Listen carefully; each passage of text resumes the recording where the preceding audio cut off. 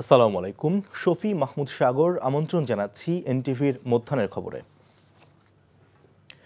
মানবতা বিরোধী হত্যা মামলায় সাবেক প্রধানমন্ত্রী শেখ হাসিনা সহ অন্য আসামিদের বিরুদ্ধে দ্বিতীয় দিনের মতো সাক্ষ্য দিচ্ছেন এনসিপির আহ্বায়ক নাহিদ ইসলাম। এর আগে গতকাল প্রথম দিনের মতো ট্রাইব্যুনালে সাক্ষ্য দেন তিনি, কিন্তু গতকাল সাক্ষ্য শেষ না হওয়ায় আজ আবারও তার সাক্ষ্য নেওয়া হচ্ছে। এই মামলায় শেখ হাসিনা ছাড়াও সাবেক স্বরাষ্ট্রমন্ত্রী আসাদুজ্জামান খান কামাল সহ ৩ জনের বিরুদ্ধে নাহিদ ইসলাম সাক্ষ্য দিচ্ছেন। এছাড়া রাজধানীর রামপুরায় 2 জনের হত্যা ও কার্নিশে ঝুলে থাকা ব্যক্তিকে গুলি করে আহত করার ঘটনায় অভিযোগ গঠনের বিষয়ে আজ ট্রাইব্যুনালের আদেশ দেওয়ার কথা রয়েছে।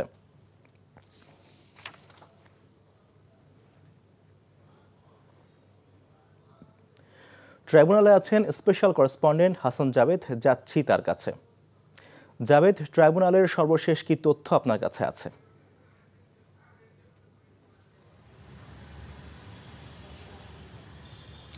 সাগর, আজকে এনসিপির যে আহ্বায়ক এবং জুলাই যোদ্ধা যিনি 1 নম্বর সমন্বয়ক ছিলেন বৈষম্য বিরোধী ছাত্র আন্দোলনের, তিনি আজকে দ্বিতীয় দিনের মতো সাক্ষ্য দিচ্ছেন। গতকাল তিনি গত বছরের 18 জুলাই পর্যন্ত কি ঘটনা প্রবাহ হয়েছিল, আন্দোলনের গতি প্রকৃতি কী ছিল সেটা তুলে ধরেন। তারপর আজকে পর্যন্ত মুলতবি ছিল।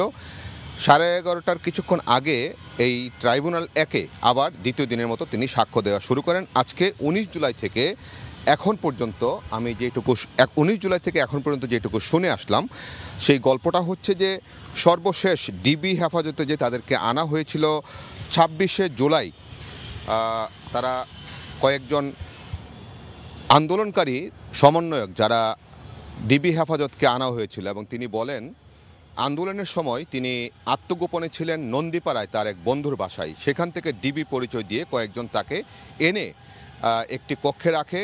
24 ঘন্টা সেখানে তার উপর নির্যাতন করা হয় এবং নির্যাতন শেষে পূর্বাচলে একটি নির্জন জায়গায় তাকে ফেলে দেওয়া হয় ভোর রাতে।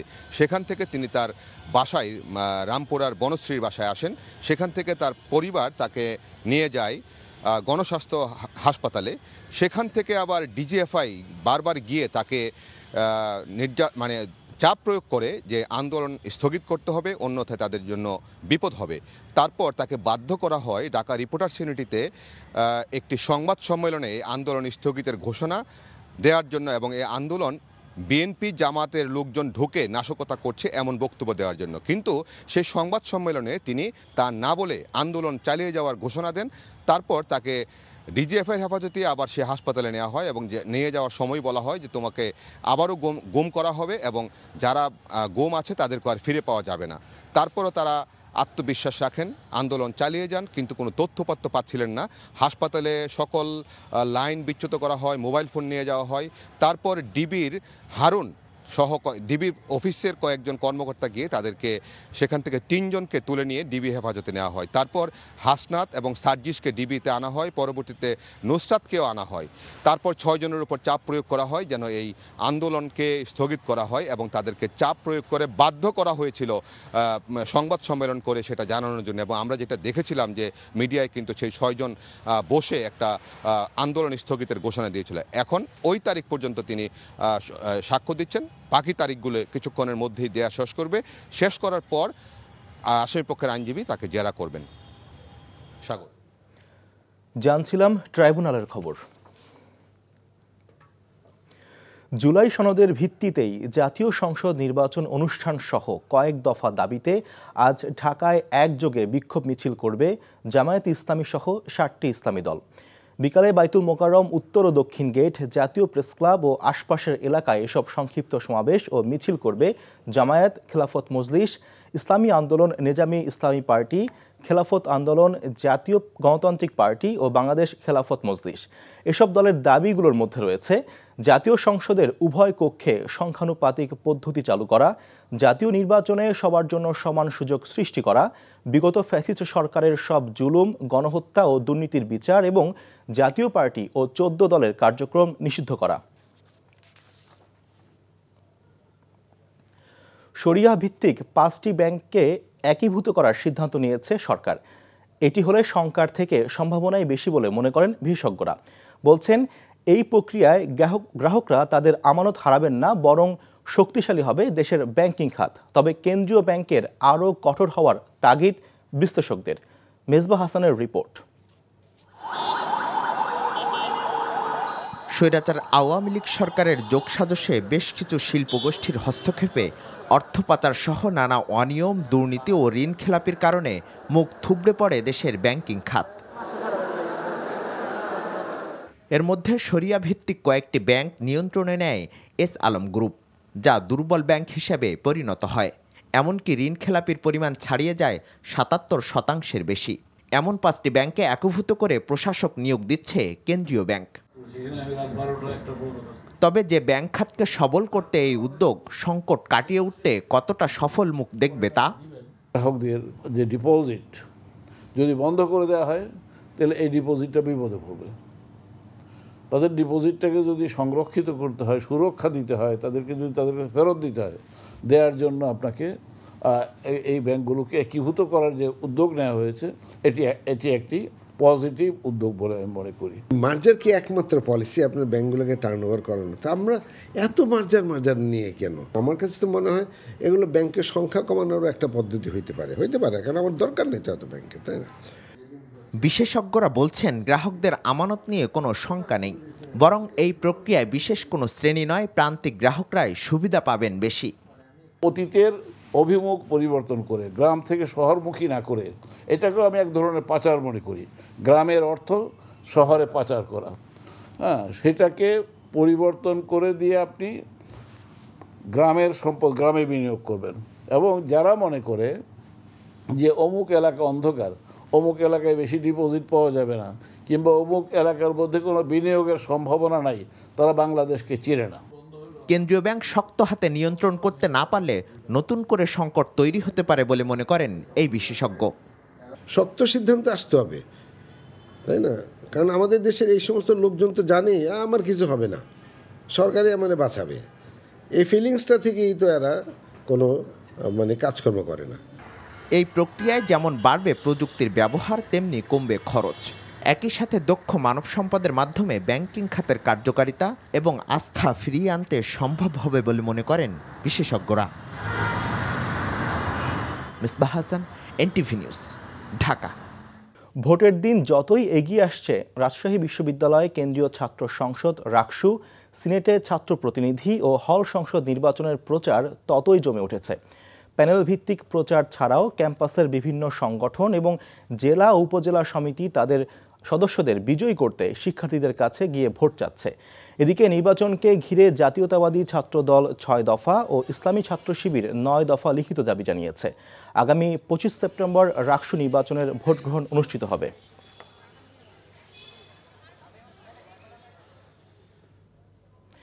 এই মুহূর্তে রাজশাহী বিশ্ববিদ্যালয় ক্যাম্পাসে আছেন আমাদের সিনিয়র করেসপন্ডেন্ট সম সাজু। যাচ্ছি তার কাছে। আর সাজু, রাকসু নির্বাচনের প্রচারণা কেমন দেখছেন আমাদেরকে জানাবেন।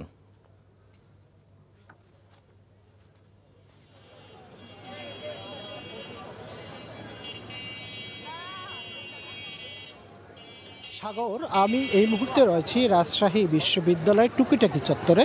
আপনাকে যদি আমরা একটু দেখাতে চাই, আপনি দেখবেন যে এই চত্বরে এখন শিক্ষার্থীদের আনাগোনা, ক্লাসের ফাঁকে এই শিক্ষার্থীরা এখানে জড়ো হয়েছে। এবং তারপরে আমরা যেটা লক্ষ্য করছি যে বিভিন্ন প্যানেলের যারা প্রার্থী তারা এখানে এসে ভোটারদের আকৃষ্ট করছে, তাদের নির্বাচনী ইস্তেহারগুলো দিচ্ছে। একটু আগে এখানে ছাত্র শিবিরের যে সেক্রেটারি জিএস প্রার্থী তিনি এসেছিলেন। এখন অন্যান্য স্বতন্ত্র প্রার্থীদেরকে আমরা দেখতে পাচ্ছি এবং আমি প্রার্থীদের সাথে কথা বলছি। তারা বলছে যেহেতু নির্বাচন একেবারেই দোরগোড়ায় চলে এসেছে, হাতে আর তেমন একটা সময় নেই। আগামী 25শে সেপ্টেম্বর নির্বাচন। ভোটার রাজশাহী বিশ্ববিদ্যালয়ে 28,000-এরও বেশি ভোটার।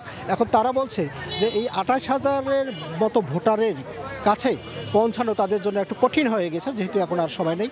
আপনি জানেন যে এই নির্বাচনের পরপরেই দুর্গাপূজার ছুটি হয়ে যাবে। আমরা যেটা লক্ষ্য করছি যে প্রার্থীদের মধ্যে যে এক ধরনের উৎসাহ উদ্দীপনা বিরাজ করছে, তারা এই ভোটকে কেন্দ্র করে সব ধর্মের, সব পেশার, সব ধর্মের যে ভোটার তারা এখানে আছে। এবং তারা এখন যেটা সিদ্ধান্ত নিয়েছে যে দুর্গাপূজার ছুটিতে ভোট দেওয়ার পর তারা দুর্গাপূজার ছুটিতে যাবে। আমি প্রার্থীদের সাথে কথা বলেছি, তারা বলেছে যে তারা সবাই দাবি করেছে যে এ পর্যন্ত ভোটারদের কাছ থেকে তারা ব্যাপক সাড়া পাচ্ছে এবং ছাত্র দল এবং ছাত্র শিবির যে দাবিগুলো করেছে 6 দফা এবং 9 দফা, তাদের মধ্যে মূল যে একটি বিষয়ে বিরোধ দেখা দিয়েছে সেটা হলো ভোট গণনা।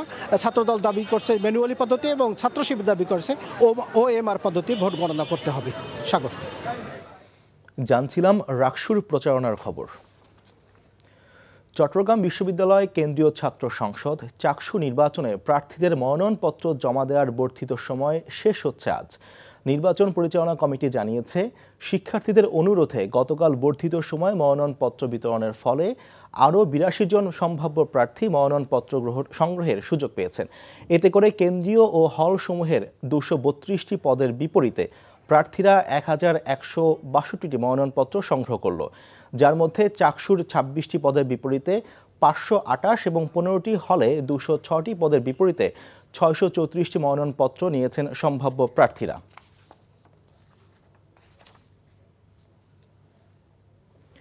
বাগেরহাটের 4টি আসন বহালের দাবিতে তৃতীয় দিনের মতো জেলা ও উপজেলা নির্বাচন অফিস ঘেরাও করে রেখেছে সর্বদলীয় সম্মিলিত কমিটির নেতাকর্মীরা। সকালে বিভিন্ন স্থান থেকে মিছিল নিয়ে সর্বদলীয় সম্মিলিত কমিটির নেতাকর্মীরা জেলা উপজেলা নির্বাচন কর্মকর্তার কার্যালয়ের সামনে এসে জড়ো হয়। অবস্থান নেয় নির্বাচন অফিসের প্রধান গেটে। আর এ কারণে নির্বাচন সংশ্লিষ্ট কর্মকর্তা কর্মচারীদের অফিসে প্রবেশ করতে দেখা যায়নি। এই কর্মসূচি দুপুর 1টায় শেষ হবে বলে জানিয়েছেন সর্বদলীয় সম্মিলিত কমিটির নেতৃবৃন্দ। পরে নতুন কর্মসূচি ঘোষণা করা হবে বলে জানান কমিটির আহ্বায়ক এম.এ. সালাম। চট্টগ্রামের আনোয়ারায় অনুষ্ঠিত হচ্ছে বাংলাদেশ বিমান বাহিনী ও যুক্তরাষ্ট্রের প্যাসিফিক এয়ারফোর্সের যৌথ মহড়া। এর অংশ হিসেবে সকালে আনোয়ারা স্বাস্থ্য কমপ্লেক্সের জন্য বিভিন্ন চিকিৎসা সরঞ্জাম হস্তান্তর করা হয়। অনুষ্ঠানে স্বাস্থ্যসেবায় আন্তর্জাতিক সহযোগিতা ও মানবিক আবেদনের ওপর গুরুত্ব আরোপ করেন বিমান বাহিনী কর্মকর্তারা। অপারেশন প্যাসিফিক অ্যাঞ্জেল নামের মহড়ায় অংশ হিসেবে দিনব্যাপী স্বাস্থ্য কমপ্লেক্সে এ অনুষ্ঠান আয়োজিত হচ্ছে। অনুষ্ঠানে প্রথম অতিথি হিসেবে ছিলেন বিমান বাহিনী ঘাঁটি জহুরুল হকের এয়ার অধিনায়ক air vice marshal Haider Abdullah. তিনি সংস্কার করা আনোয়ারা স্বাস্থ্য কমপ্লেক্স পরিদর্শন করেন এবং কর্তৃপক্ষের নিকট অত্যাধুনিক ইলেকট্রোমেডিকেল সরঞ্জামাদি হস্তান্তর করেন। পানি নিষ্কাশনের ব্যবস্থা না থাকায় মাসের পর মাস পানিতে তলিয়ে থাকে মেহেরপুরের গাংনীর বিস্তীর্ণ ফসলি জমি। ফলে ধান, পাট, শাকসবজি থেকে শুরু করে নানা ফসল নষ্ট হচ্ছে। কৃষকরা বলছেন, জলাবদ্ধতার কারণে ঋণের ফাঁদে পড়ছেন তারা। এই সমস্যার সমাধানে মানববন্ধন করেছেন এলাকাবাসী। মেহেরপুর থেকে রেজআনুল বাশার তাপসের পাঠানো রিপোর্ট। দেখে মনে হতেই পারে খাল বিল বা কোনো জলাশয়, আসলে এটি ফসলি জমি, যেখানে উৎপাদন হতো ধান, ভুট্টা, ডাল সহ নানা সবজি। কিন্তু পানি নিষ্কাশনের কোনো ব্যবস্থা না থাকায় মাসের পর মাস জমে থাকছে বৃষ্টির পানি, পচে নষ্ট হচ্ছে কৃষকের স্বপ্ন। মেহেরপুরের গাংনী উপজেলার তেরাইল, মোহাম্মদপুর, বাদিয়াপাড়া, কামারখালী, 16 টাকা ও সহবাড়িয়া গ্রামের বিস্তীর্ণ জমিতে মাসের পর মাস জমে থাকছে পানি। এতে দিশেহারা কৃষক। এখানে আমার 5 বিঘে জমি বর্গা নেওয়া ছিল, তার ভিতর কাদা করে আমি 3 বিঘে জমি ধান লাগানোর পরে পানিতে ডুবে গেল। ডুবে যাওয়ার পরে আর 2 বিঘে জমি লাগাবো, আগেই ডুবে গেল, আর লাগাইনি হয়নি। হাজার হাজার মাঠ, হাজার হাজার চাষি, এখন এই 3-4 গ্রাম মিলিয়ে একটা মাঠ, এই মাঠে এখন জলবদ্ধ হয়ে গেছে, পানি বেরাতে পারছে না। এই মাঠের পানিটা দিয়ে আমাদের ঘিদার যে একটা বিল ছিল, ওইখানে পানিটা নামতো, কিন্তু 16 টাকার রাঘব বোয়ালদের যে পুকুর কাটছে, এই পুকুর কাটার কারণে আজকে এই পানিটা ওইখানে যেতে পারছে না। সমস্যা সমাধানে সম্প্রতি মেহেরপুর জেলা প্রশাসকের কার্যালয়ের সামনে মানববন্ধন করেছেন কৃষকরা। পরে জেলা প্রশাসকের কাছে স্মারকলিপি দেওয়া হয়। স্থানীয় প্রশাসনের কাছে বলছে, এখন এর কোনো সমাধান হয়নি। তা আমি মনে করি অতি দ্রুত এই পানি নিষ্কাশনের ব্যবস্থা করা দরকার। প্রয়োজনীয় ব্যবস্থা নেওয়ার আশ্বাস দিয়েছেন উপজেলা নির্বাহী কর্মকর্তা। যেহেতু এটা মানব সৃষ্টি এবং এটা দীর্ঘদিন থেকে এটা হয়ে আসছে, এবং আমরা যেটা জানতে পেরেছি, এটা বিগত প্রায় 10-15 বছর থেকেই এই ধরনের দখলদারিত্ব চলছে। তো আমরা এই জায়গাটি খুব দ্রুততম সময়ে যেন আমরা এই বিষয়ে উদ্যোগী হতে পারি। দ্রুত পানি নিষ্কাশনের ব্যবস্থা না করা হলে এই অঞ্চলের কৃষি বড় সংকটে পড়বে বলে মনে করছেন স্থানীয়রা। NTV news desk. এই ছিল মধ্যাহ্নের খবরে। এই খবরের ভিডিও সহ আপডেট জানতে ভিজিট করুন এনটিভি অনলাইন www.ntvd.com। এছাড়াও এনটিভির জনপ্রিয় সব অনুষ্ঠান ও খবরের আপডেট জানতে ভিজিট করুন আমাদের ইউটিউব ও ভেরিফাইড ফেসবুক পেজ।